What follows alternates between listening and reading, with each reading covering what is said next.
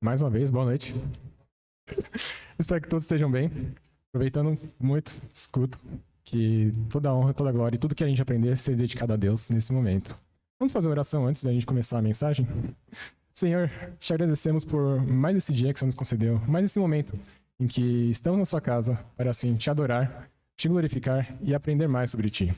Pedimos que o Senhor abra nossas mentes para que venhamos entender aquilo que o Senhor tem a nos ensinar. Conduza-me para que venha a refletir a sua imagem e assim passar a mensagem da melhor forma possível, da forma correta, Senhor. Nos guie e nos ajude, Senhor. É nisso que te agradecemos e pedimos em nome de Jesus. Amém. Bom, domingo pela manhã, Escola Bíblica Dominical, começamos a estudar Gente de Oração, onde começamos a ver, tivemos a introdução da oração do Pai Nosso, onde ele começa lembrando que a oração é a Deus, reverencia ao Pai, onde nós temos que santificar o nome de Deus, fazer com que, a partir da nossa oração, o reino dele se torne cada vez mais presente em nosso meio. E aí vem as petições sobre sustento, perdão sobre os pecados e dizer para nos livrar das tentações, abaixar as provações porque a carne é fraca e nos livrar do mal. Ok, Senhor, ensina-nos a orar. Essa foi a primeira aula. A mensagem da noite vai ser algo parecido. Senhor, ensina-nos a ler. Vai ser algo nesse modelo. Por quê? Porque os dois estão juntos. A partir do momento que eu consigo orar da forma correta, da maneira correta, eu oro por dois fatores. Estou me comunicando da forma decente com Deus. Segundo, tenho conhecimento da palavra. Então, se eu não tenho conhecimento da palavra, não conseguirei orar direito. Se eu não consigo orar direito, fico distante de Deus. E nós temos um triângulo aqui que, quanto mais distante eu estou da palavra, mais distante estou da oração e mais distante estou de Deus. Quanto mais perto da palavra, mais perto da oração, mais perto de Deus. Esse triângulo fica cada vez menor. E, desde o princípio, desde a eternidade, ou seja, antes do mundo existir, Deus já existia e Deus já tinha criado suas ordenanças, Deus já tinha criado suas leis, já tinha definido o que nós devemos realizar, o que nós devemos fazer. Para que, assim que o mundo fosse criado, assim que a humanidade existisse, ela soubesse que, isso daqui é certo, isso daqui é errado. E onde está escrito isso? Aqui na Bíblia. Então, a vontade de Deus para nossas vidas está totalmente na Bíblia. E precisamos aprender isso. Precisamos aprender qual a vontade de Deus para nós, seja no mundo terreno, o que nós devemos fazer na Terra, ou o que nós devemos fazer para garantir a nossa vida eterna. Como salvamos a nossa alma, porque sozinho não conseguimos. Como que fazemos esse processo? Onde está? Precisamos também aprender a estudar. E existem 4 formas de aprender. Existem mais, tá? Eu só vou citar 4 porque possivelmente são as mais efetivas. Primeiro, lendo e aprendendo. Ou seja, eu aprendo a palavra de Deus a partir do momento que eu abro a Bíblia, começo a ler, começo a folhear, começo a entender o que está escrito aqui dentro. Só que já digo, essa não é a forma mais efetiva. Tá? Segunda forma, eu tenho a prática, onde eu começo a praticar aquilo que eu aprendi, e isso tem uma efetividade bem alta. Então eu vou saber, a partir do momento que eu praticar, se eu estou bem, se eu não estou indo bem, se eu estou errando, que ponto que eu estou errando, onde que eu consigo corrigir. E aqui, sozinho não é legal. É bom que você tenha um acompanhamento de um irmão do seu lado, com conhecimento teológico maior que o seu, um pastor, ou um teólogo para te ajudar a entender as escrituras. Terceiro ponto, ensinando. A partir do momento que você aprende algo e consegue passar para alguém, a efetividade dessa aprendizagem é muito grande. Então você consegue entender as escrituras, possivelmente, consequentemente, você vai conseguir orar melhor e, consequentemente, estar mais próximo de Deus. E o quarto ponto que eu acho mais legal, aprender com o erro dos outros. Que é o que nós vamos fazer hoje. E, analisando a Bíblia, o que menos falta pra gente é personagem que cometeu um erro e trouxe algum ensinamento pra gente. Nós temos, desde o princípio, com Adão e Eva, onde eles foram desobedientes e caíram na tentação. Se Adão e Eva tivessem conhecimento da oração do Pai Nosso, que veio 156 mil anos depois, eles não teriam errado. Que pena, chegaram 156 mil anos atrasados. E acabaram sendo desobedientes, acabaram errando. Aprendemos com isso. Precisamos estar mais próximos de Deus. Precisamos, nas nossas orações, pedir para, Senhor, nos livre das tentações. Você sabe que a carne é fraca. Se for fazer me passar por alguma provação, por favor, reduz, porque senão eu vou falhar. Aprendemos com Adão e Eva isso. Segundo, as nossas ações devem estar sendo feitas para que o nome de Deus seja glorificado. Onde que a gente aprende com erro? Torre de Babel. Eles construíram uma torre e tiraram o foco totalmente de Deus disso. Confusão dos idiomas, confusão das línguas. Tivemos muita confusão. Tivemos o mesmo aprendizado. Outro, o ser humano é tão desobediente que acabou se afogando. Teve um dilúvio na terra. Aprendemos isso com Noé. Aprendemos isso com Sodoma e Gomorra. O povo foi tão desobediente que a terra acabou no fogo. E há diversos outros episódios. Em que o coração de Faraó ficou tão endurecido que Deus acabou mandando as 10 pragas do Egito. O povo, depois de sair do Egito, murmurou, reclamou tanto que houve vários casos de doenças, lepra. Nós tivemos a terra se abrindo, engolindo várias pessoas. No Pentateuco você vai achar muito disso, você vai dar muita risada, você vai aprender muito. Porque são histórias maravilhosas. E você sempre vai tirar um aprendizado com isso. Então aprender com o erro dos outros, que já está na Bíblia, vai nos ajudar a não repetir isso. Mas vamos falar sobre história. Porque a Bíblia é repleta de histórias. A Bíblia tem muitas histórias para a gente aprender. Só que tem um probleminha. E não estranho o que eu vou falar agora. Muitos trechos da Bíblia estão incompletos. Não estou dizendo que eles estão incompletos em conteúdo. A Bíblia é rica em conteúdo e ela é completa em si em conteúdo. Mas a forma que é contada essa história está incompleta. Por quê? Vamos pegar o trajeto que a Bíblia foi escrita. Temos a pré-história, possivelmente com alguns escritos. Nós temos a história de Egito e Mesopotâmia, onde os sumérios inventaram as escritas. E nós temos os livros de Jó sendo escritos, nós temos todos os livros que precederam a escravidão no Egito, a caminhada fora do Egito até Canaã. Nós tivemos os impérios, os babilônicos, os persas, todos esses foram escritos. Nós tivemos a Grécia Antiga, nós tivemos o Império Romano. E em todos esses períodos, tinham outros escritores. Tinham muitos outros escritores. Então, como é que a Bíblia iria se diferenciar desses outros escritores? Porque eram escritores que escreviam ficções. Exemplo clássico, Homero, escrevendo a Ilíada e a Odisseia, que vai tratar sobre uma guerra que aconteceu na Grécia, a Guerra de Troia. Vai tratar sobre, se eu não me engano, 10 dias dessa guerra, dos 10 anos que aconteceram. E se você for ler a Ilíada e a Odisseia, é um poema cheio de detalhes, rico em detalhes. Por quê? Porque o autor ele tinha criatividade e era uma ficção, ele poderia escrever aquilo que ele quisesse. Então, nesse ponto, a Bíblia ia se diferenciar.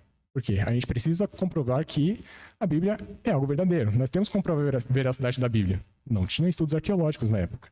Então, a forma que os escritores encontraram de fazer com que a Bíblia tornasse verdadeira e tivesse argumento para isso é: como é que a Bíblia é uma ficção se a história muitas vezes não está completa em alguns pontos? É claro que isso é verdadeiro.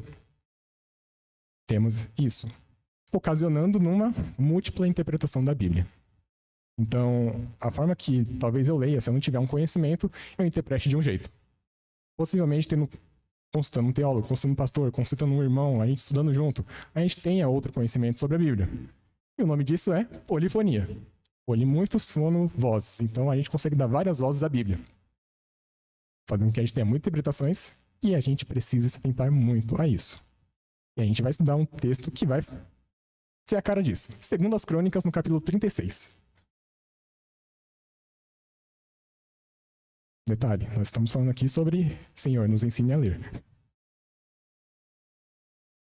Segundo as Crônicas, no capítulo 36, nós estaremos lendo do versículo 11 até o 20.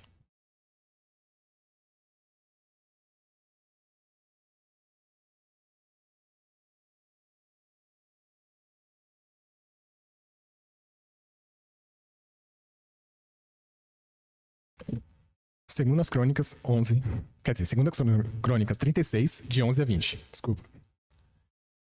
Era Zedequias da idade de 25 anos quando começou a reinar, e 11 anos reinou em Jerusalém. E fez o que era mal aos olhos do Senhor, seu Deus, nem se humilhou perante o profeta Jeremias, que falava da parte do Senhor. Demais disto, também se rebelou contra o rei Nabucodonosor, que o tinha a juramento por Deus, mas endureceu seu serviço e tanto se obstinou no seu coração que não se converteu ao Senhor, seu Deus de Israel. Também todos os chefes dos sacerdotes e o povo aumentavam de mais em mais as transgressões, segundo todas as abominações dos gentios, e contaminaram a casa do Senhor, que ele tinha sacrificado em Jerusalém. E o Senhor, seu Deus de seus pais, lhes enviou uma palavra pelos mensageiros, madrugando e enviando-lhes, porque se compadeceu do seu povo e da sua habitação. Porém, zombaram dos mensageiros de Deus, desprezaram suas palavras, mofaram dos seus profetas, até que o furor do Senhor subiu tanto contra o seu povo, que mais nenhum remédio houve. Porque fez subir contra eles o rei dos caldeus, o qual matou os seus mancebos à espada, na casa do seu santuário. E não teve piedade nem dos mancebos, nem das donzelas, nem dos velhos, nem dos decrépitos, a todos os deu na sua mão. E todos os vasos da casa de Deus, grandes e pequenos, e os tesouros da casa do Senhor, e os tesouros do rei e dos príncipes, tudo levou para a Babilônia. E queimaram a casa de Deus, e derrubaram os muros de Jerusalém, e todos os seus palácios queimaram a fogo, destruindo também todos os seus preciosos vasos. E os que escaparam da espada levou para a Babilônia, e fizeram-se servos dele e de seus filhos, até o tempo do reino da Pérsia. Amém? O que temos aqui? Estamos vendo o livro de Crônicas. Temos uma história parecida com essa no livro de Reis. E por que nós temos a mesma história em um livro e nós temos a mesma história em outro? Por causa do contexto. O livro de Reis foi escrito num período e o livro de Crônicas foi escrito em outro período com um outro objetivo. Pensa o seguinte: o povo de Israel tinha acabado de sair do exílio babilônico, tinha perdido diversos recursos, diversos materiais que vinham trazer o contexto histórico para eles. E o povo de Israel tinha muito o costume de falar do que acontecia com os povos de geração em geração. Então, o meu bisavô contava as histórias de Israel pro meu avô, que contava as histórias de Israel pro meu pai, que contava a história de Israel para mim, e eu tinha essa informação comigo. Aqui em Crônicas foi isso. Foi o povo que passou pelo exílio babilônico, começou a reconstruir Israel e falou assim: Israel está totalmente destruída. Como é que a gente recupera isso? Eles falaram: a gente consegue recuperar. Porque olha o que os nossos antepassados fizeram. Olha o que Davi e Salomão fez. Eles fizeram obras maravilhosas. A gente também consegue. E para motivar as gerações atuais e as próximas gerações, eles escreveram um livro de crônicas para relatar tudo o que aconteceu em Israel. Tudo que eles ouviram dos avós, tudo que eles ouviram dos bisavós, tudo que eles ouviram de todas as gerações, eles escreviam em crônicas para motivar as próximas gerações a continuar trabalhando em Israel e continuar reconstruindo a sua casa. E temos a história de Zedequias. Ele era considerado um rei vassalo. Então, Nabucodonosor, ele invadiu a Babilônia. Se quiser saber mais sobre Nabucodonosor, vem com a gente aqui na quarta-feira, que estamos vendo o estudo a partir da visão de Daniel. E temos gravado também, a partir da visão de Jeremias, tudo o que aconteceu em Israel e na Babilônia, onde o rei Nabucodonosor, ele invadiu Israel, tomou posse sobre muitos povos que estavam lá dentro, separando a nobreza, separando as pessoas que se destacavam com força física ou pela sua inteligência, e deixavam outros povos. E Nabucodonosor, ao ver que tinha povos que ele não havia capturado, não havia levado para a Babilônia, ele não queria tomar conta. O que ele fez? Preciso de alguém que tome conta desse povo, que ficou aqui em Israel ainda. Vou criar um rei vassalo, vou decretar um rei vassalo, Zedequias. Então Zedequias, ele partiu, ele foi, pôs como rei, ele falou assim: você tem que me obedecer. Era esse o acordo entre Zedequias e Nabucodonosor. Só que a gente vê aqui que Zedequias se rebelou contra o próprio chefe. E Zedequias fez, versículo 12, e fez o que era mal aos olhos do Senhor, seu Deus, nem se humilhou perante o profeta Jeremias, que falava da parte do Senhor. Ou seja, Jeremias estava perto de Zedequias, ele tinha um conhecimento da palavra, ele sabia o que poderia acontecer, ele era um profeta. Ele tinha um conhecimento e falava assim: Zedequias, não faz isso. Zedequias, cuidado. E não apenas Jeremias, tinha Ezequiel também que estava perto. Essa trinca aí, Jeremias, Ezequiel e Daniel. Daniel não estava perto de Zedequias, estava perto de Nabucodonosor. E ele tinha um conhecimento, ele estava ouvindo sobre a palavra, o que ele precisava entender, o que ele estava lendo e o que ele estava ouvindo. Ele precisava praticar aquilo que ele estava ouvindo, senão não ia ser efetivo, senão ele não ia conseguir estar próximo de Deus. Ele precisava, talvez, tentar ensinar o que ele estava aprendendo para o povo também estar junto com ele. Mas não. Aqui nós temos a primeira forma de desaprender alguma coisa ou não aprender, é recusar. Zedequias, ele recusou tudo que ele ouviu, tudo que ele leu. Não vai ser efetivo.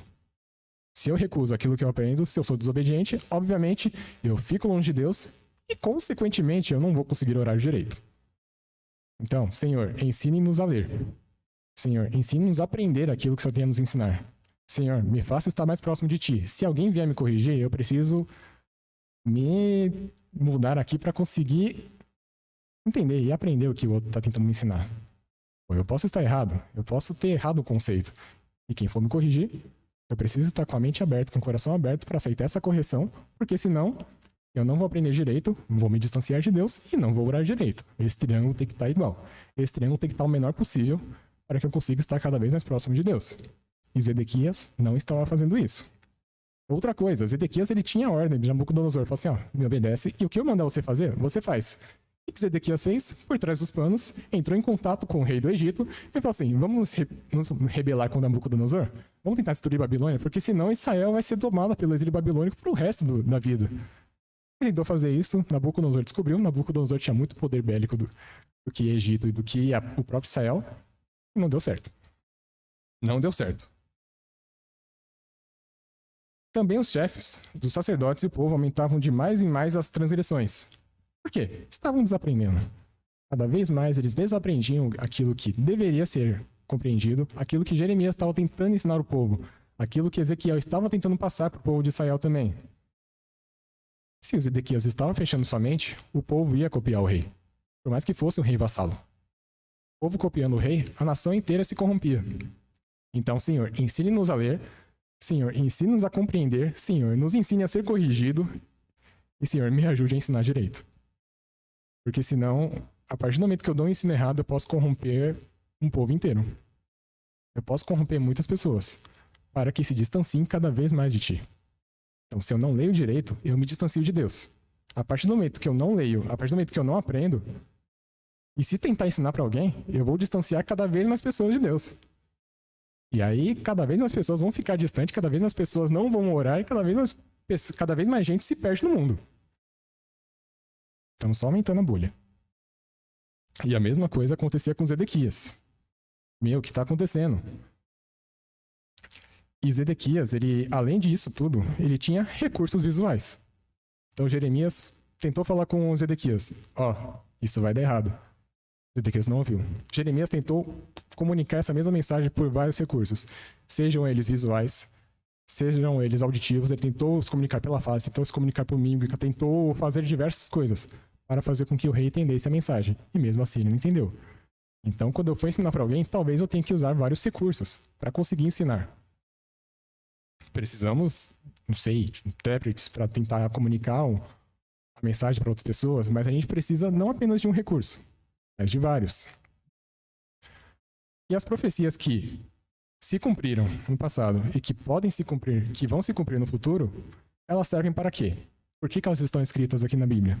Para que a gente venha fortalecer a nossa fé. A gente fortalecer a nossa fé, não vou repetir de novo, mas é toda essa história, toda essa bolha que a gente está aumentando para que a gente se torne cada vez mais próximo de Deus e não corrompa aqueles que estão perto de nós. E Deus mostra que Ele é Deus por meio de sua profecia. E onde que a gente chega nisso tudo? Estou pedindo orientação correta quando preciso, seja de um pastor, um irmão, um teólogo, que seja, para conseguir aprender de forma correta a palavra que eu estou tentando aprender, a vontade de Deus, estou aprendendo da forma correta e pedindo orientação, estou pronto para seguir aquilo que é orientado, porque muitas vezes eu posso aprender, mas não queira seguir. Estou disposto a abrir a minha mente, estou disposto a mudar para executar aquilo que eu aprendo. Já tenho conhecimento das profecias que se cumpriram e que vão se cumprir, porque essas profecias nos ajudam a fortalecer e fazer com que nossa fé fique cada vez mais protegida. Tenho feito isso?